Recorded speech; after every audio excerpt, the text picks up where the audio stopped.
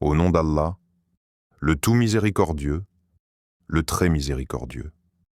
Mes chers frères, mes chères sœurs, dans une époque où l'on court après l'argent, les voyages, les likes, la reconnaissance, où chacun pense que le bonheur est quelque chose que l'on peut acheter, toucher, posséder, le croyant connaît une vérité différente, une vérité profonde, éternelle et puissante.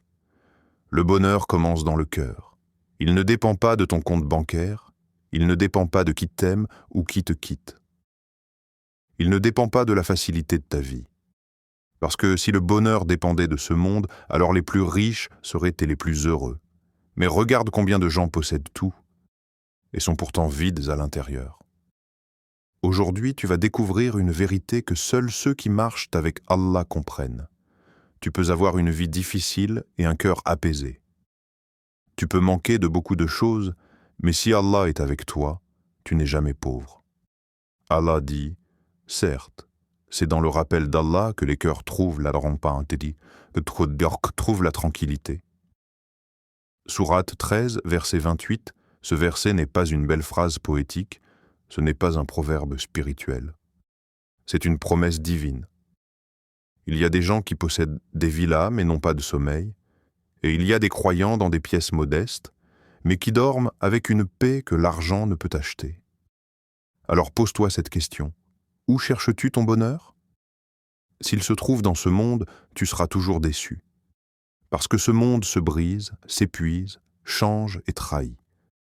Mais si tu cherches ton bonheur dans Allah, alors ton cœur restera ferme, même quand le monde s'effondre autour de toi.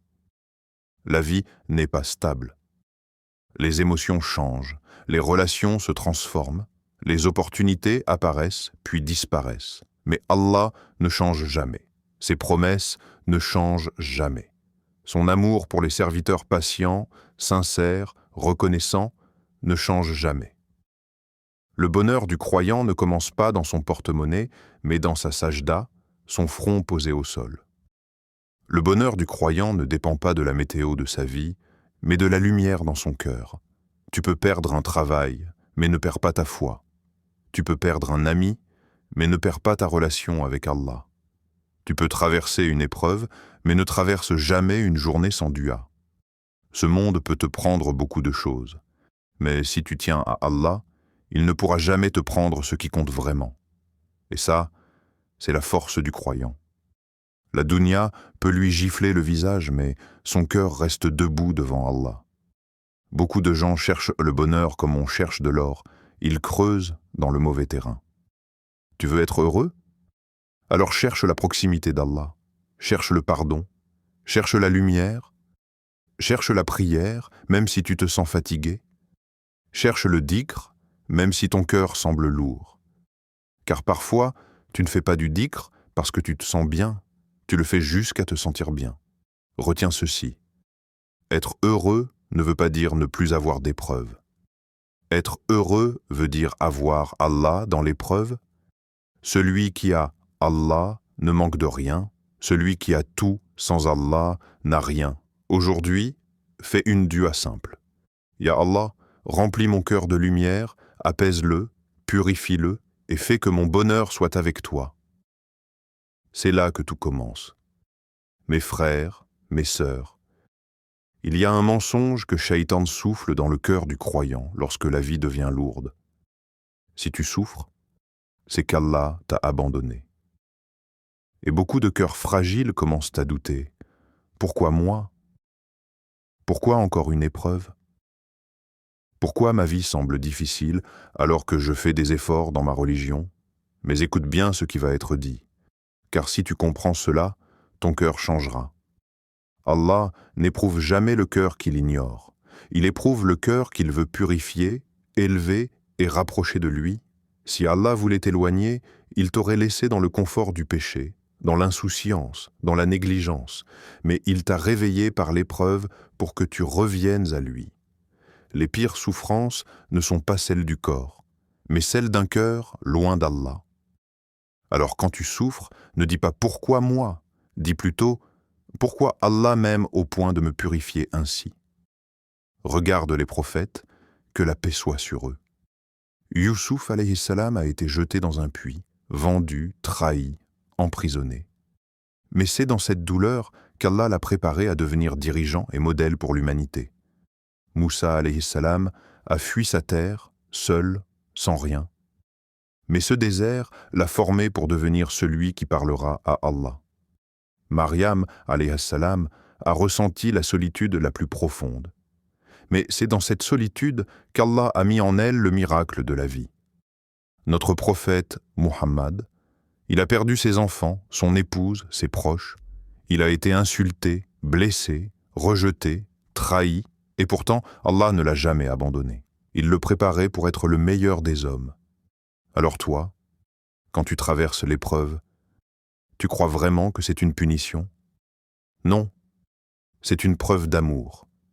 Quand ton cœur réagit avec patience, invocation, rapprochement d'Allah, retour vers la prière. Si Allah voulait te punir, il t'aurait laissé loin de lui, sans rappel, sans douleur, sans sentiment de manque. La pire calamité n'est pas la maladie, la pauvreté ou la solitude. La pire calamité est un cœur mort, insensible, qui ne pense plus à Allah. Tant que tu te tournes vers lui, tant que tu appelles son nom, tant que ton cœur se lève même quand ton corps est fatigué, tu n'es pas abandonné. Tu es choisi. Tu vois, le croyant ne dit jamais « je suis brisé ». Il dit « Allah me reconstruit ». Il ne dit pas « j'ai perdu ». Il dit « Allah remplace ». Il ne dit pas « tout est fini ». Il dit « Allah prépare un commencement ». Ce que tu vis n'est pas la fin, c'est le début d'un nouveau chapitre. Car l'épreuve est un pont vers Allah. Et chaque larme que tu verses en secret est un pas vers lui. Chaque sajda, faite avec un cœur tremblant, est une lumière posée dans ta vie. Le croyant ne fuit pas l'épreuve. Il marche dedans avec Allah, sachant que celui qui l'a mis à l'épreuve est le même qui va le secourir. Alors si ton cœur saigne, regarde vers le ciel et murmure « Ya Allah ». Si tu m'éprouves, c'est que tu me vois. Si tu me testes, c'est que tu m'aimes. Donne-moi la force, la patience et la lumière. Parce que la lumière du croyant ne vient pas de l'absence de difficultés, elle vient de la présence d'Allah dans les difficultés. Mes frères, mes sœurs. Dans notre communauté, certains pensent que pleurer signifie faiblesse. Ils pensent qu'un croyant fort doit toujours sourire, toujours être stable, ne jamais montrer sa vulnérabilité. Mais regarde la réalité à travers la lumière de l'islam. Le prophète Muhammad, le meilleur des hommes, le plus fort, le plus patient, a pleuré. Il a pleuré pour son fils Ibrahim. Il a pleuré pour sa Oumma. Il a pleuré devant Allah dans la nuit en récitant ces versets.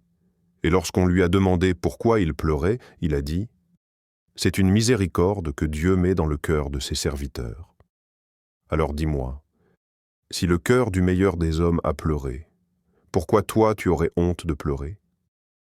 Pleurer n'est pas un signe de faiblesse. Pleurer est un signe que ton cœur n'est pas mort.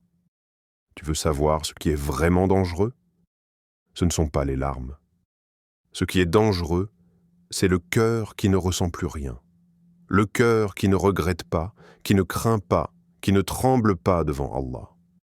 Allah n'aime pas le cœur dur.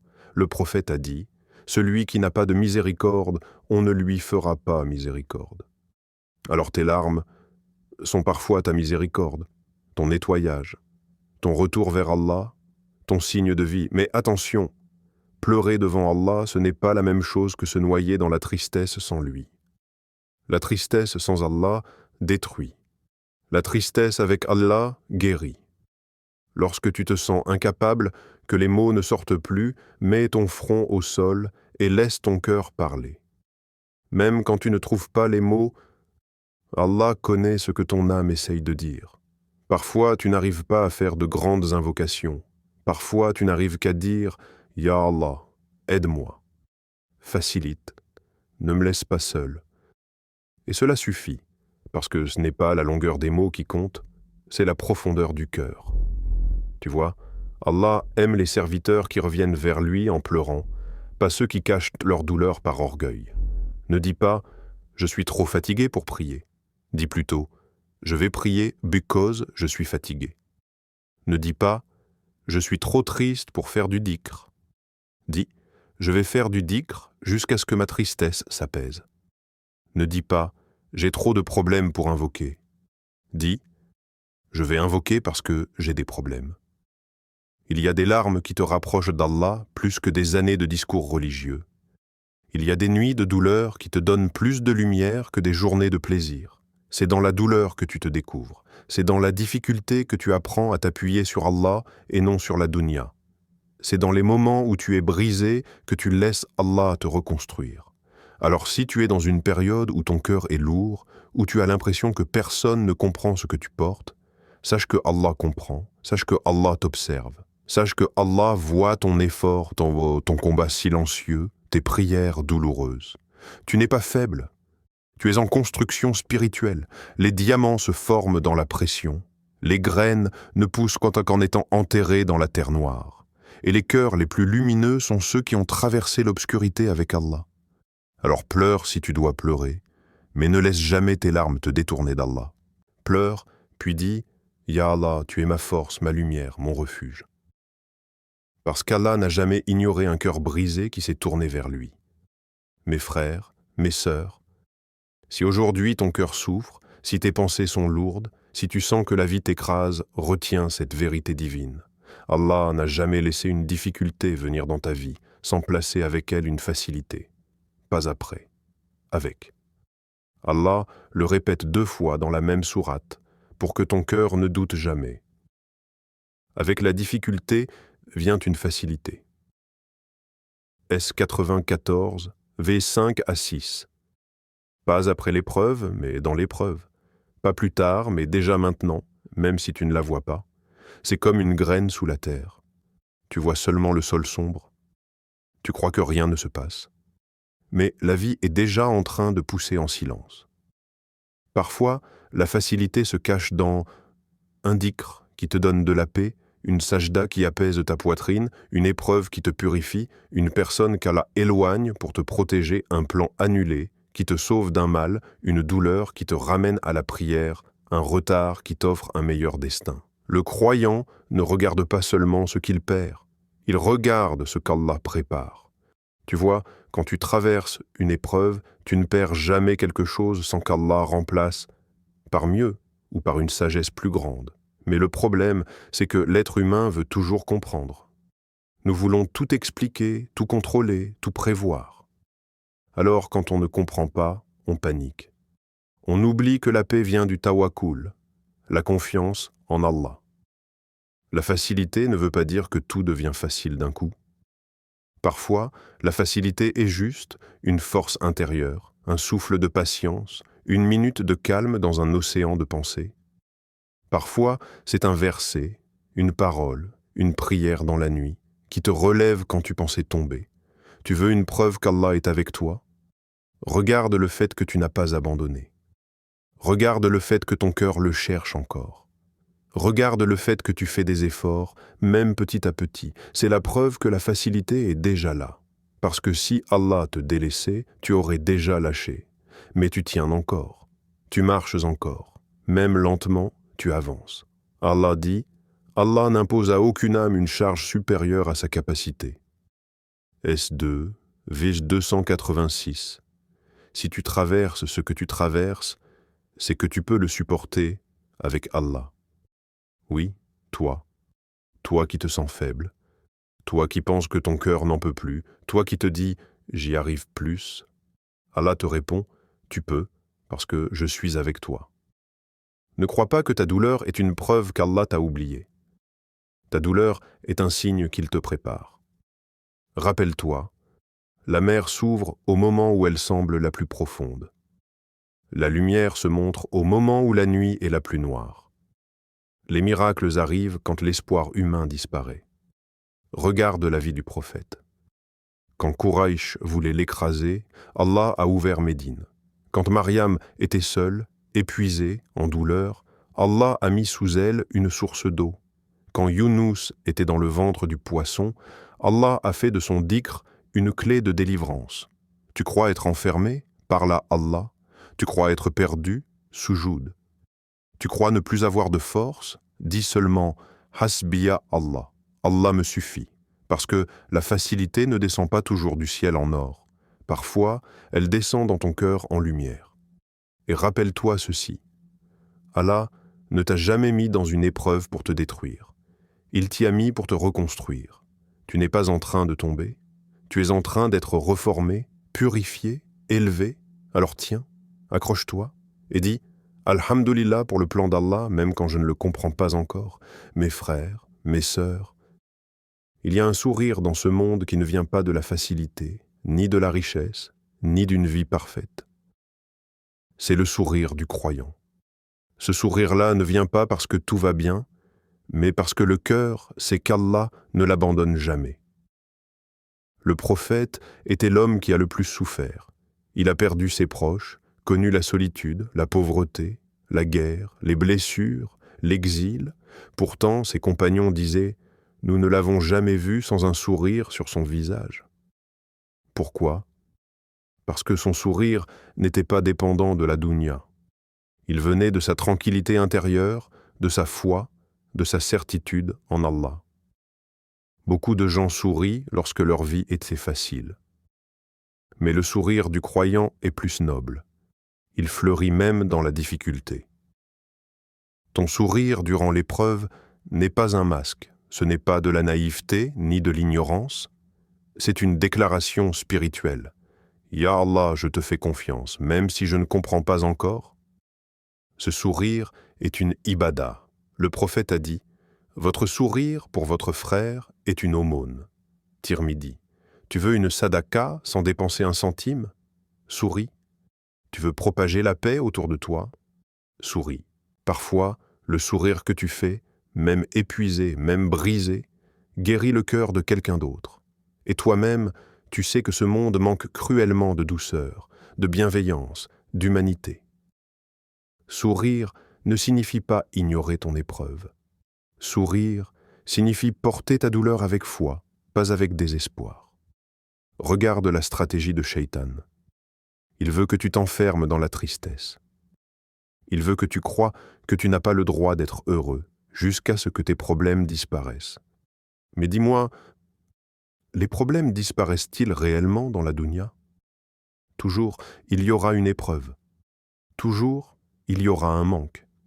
Toujours, il y aura une chose qui ne va pas. Alors si tu attends la perfection pour sourire, tu n'auras peut-être jamais le temps d'être heureux. Le croyant ne dit pas « Je serai heureux quand ma vie sera parfaite ». Il dit « Je suis heureux tant que mon cœur est avec Allah ». Tu peux pleurer la nuit dans ton sujoud et sourire le matin avec patience. Tu peux ressentir la douleur dans ta poitrine et malgré cela, faire preuve de douceur envers les gens. C'est ça, la maturité spirituelle. C'est ça, la force intérieure. Le cœur du croyant n'est pas un cœur qui ne ressent jamais la peine. C'est un cœur qui refuse de laisser la peine éteindre sa lumière. Ne deviens pas comme ces gens dont le cœur se durcit à cause des épreuves. Deviens comme ceux qui, malgré les tempêtes, deviennent plus doux, plus nobles, plus lumineux. Ton sourire est une arme contre la tristesse. Ton sourire est un bouclier contre Shaitan. Ton sourire est un signe que tu n'as pas abandonné. Et si un jour tu n'y arrives pas, alors au moins garde un visage serein. Ne te punis pas parce que tu es humain. Même le prophète a eu des moments de douleur. Mais il n'a jamais laissé sa douleur éteindre sa bienveillance. Alors aujourd'hui, dis dans ton cœur, « Ya Allah, donne-moi la capacité de sourire, même quand mon cœur souffre, parce que je sais que tu es avec moi. » Et marche dans la vie avec dignité, douceur, lumière. Car le sourire du croyant n'éteint pas ses problèmes. Il illumine son chemin vers Allah. Mes frères, mes sœurs, on a parlé du cœur, de la patience, de l'espoir, des larmes, du sourire. Mais maintenant, parlons pratique, parlons concret. Car l'islam, ce n'est pas seulement ressentir, c'est agir. C'est mettre en place des habitudes qui nourrissent ton âme, même quand la vie te pèse.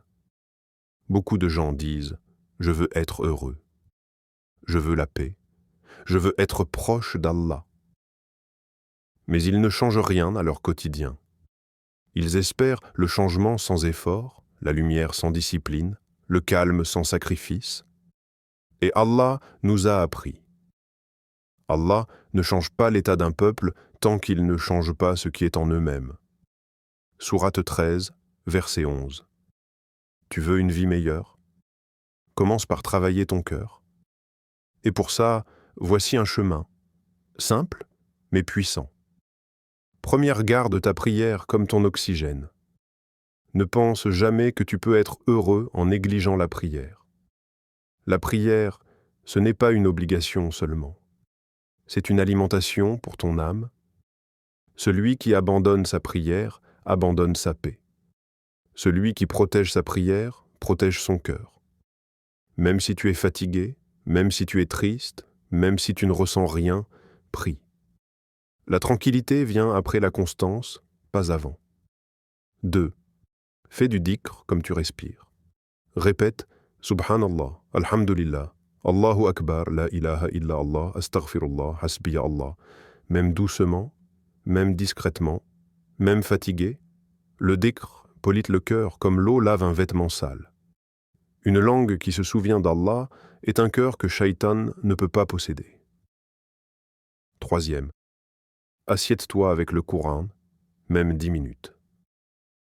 Pas besoin d'être un grand lecteur, pas besoin de comprendre chaque mot immédiatement. Ouvre-le, laisse-le parler à ton cœur. Le Coran n'est pas seulement un livre à lire, c'est un médicament, un conseiller, une source de lumière. Une page par jour peut transformer ton âme en un mois. 4. Fais du bien, même si c'est petit. Souris. Donne une parole douce. Écoute quelqu'un. Appelle tes parents. Rends service. Ce que tu donnes revient toujours vers toi. Toujours. Allah ne laisse jamais passer un acte sincère. 5. Parle à Allah dans la nuit, même si seulement 2 minutes tu veux guérir. Lève-toi avant l'aube, 1 minute, 2 minutes.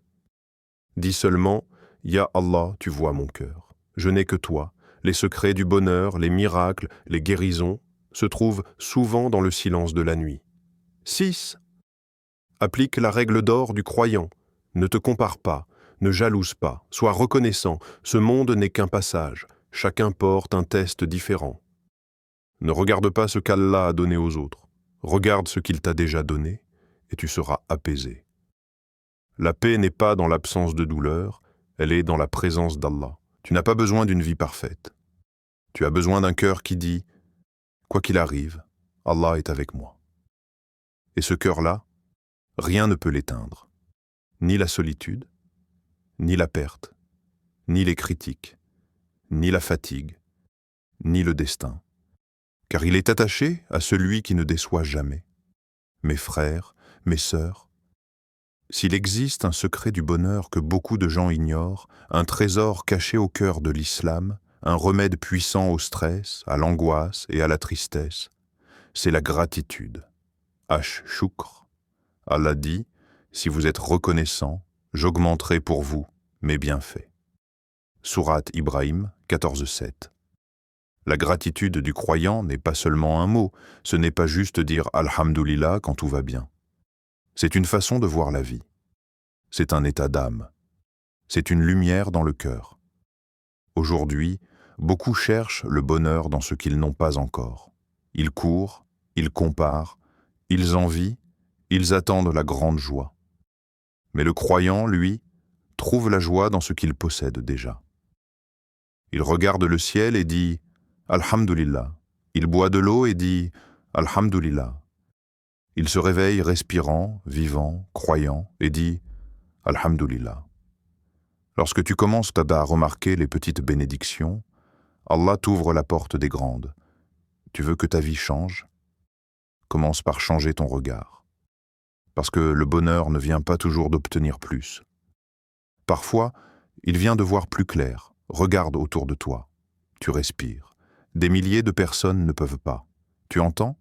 Certains vivent dans le silence forcé. Tu marches. Certains espèrent juste un pas. Tu manges.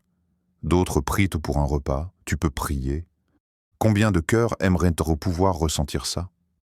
Même ta capacité à dire Alhamdulillah est une bénédiction qui mérite un Alhamdulillah. Mais attention, la gratitude ne signifie pas ignorer la douleur. Elle signifie trouver la lumière même dans le tunnel, voir la sagesse même dans l'épreuve, chercher le bien même dans ce qui te blesse. Le croyant ne dit pas « Pourquoi ça m'arrive ?» Il dit « Ya Allah, montre-moi le bien qui s'y cache. » Il ne dit pas « Pourquoi moi ?» Il dit « Alhamdulillah, même si je ne comprends pas encore. » Car parfois, Allah t'enlève quelque chose pour te donner mieux. Parfois, il ferme une porte pour te protéger. Parfois, il retarde une chose pour te purifier, te préparer, t'élever. Et parfois, sa plus grande miséricorde n'est pas ce qu'il te donne, mais ce qu'il te préserve de vivre. La gratitude, c'est aussi accepter que tu n'as pas vu tout ce qu'Allah t'a sauvé d'affronter. Dis-moi, combien de fois as-tu pleuré pour quelque chose qu'Allah t'a ensuite remplacé par mieux? Combien de fois ton cœur s'est-il brisé pour revenir plus fort? Combien de fois as-tu pensé que tout était fini et Allah a ouvert une porte que tu n'imaginais pas? Alors aujourd'hui, commence un nouveau réflexe.